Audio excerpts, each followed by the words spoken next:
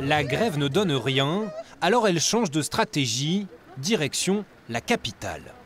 L'Assemblée nous attend. Et les Parisiens aussi. Et les Parisiens aussi. Un voyage de la dernière chance pour ces travailleuses payées au SMIC. On a une caisse de grève en fait et on a pris un peu dedans pour organiser le voyage. 3 heures plus tard, les voilà donc dans la maison du peuple, un symbole lourd de sens pour elles qui sont si précaires. Aujourd'hui, nous avons vraiment eu le sentiment d'avoir été écoutées et comprises. Quand nous avons un échange avec nos dirigeants, ils nous disent en fait on vous comprend. On comprend mais on ne peut rien faire. Le député de la Porte les accueille et la journée débute par un raté.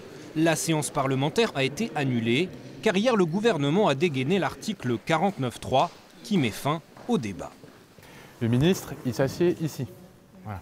Mais aujourd'hui, en fait, normalement, j'avais un discours à prononcer à la tribune. À la place, une visite de l'Assemblée et un échange avec leur député, Arthur Delaporte et son homologue François Ruffin.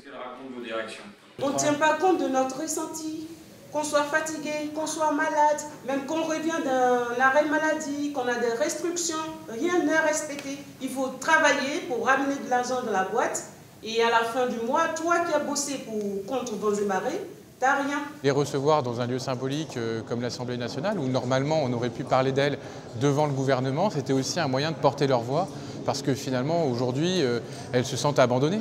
Et donc pour celles et ceux qui se sont abandonnés, nous on est là aussi pour accompagner leurs revendications qui sont légitimes. Après cette photo de famille, elles ont été reçues par un conseiller du ministre des Solidarités et de la Santé, avant de conclure la journée par une visite surprise du siège d'Orpea, leur employeur.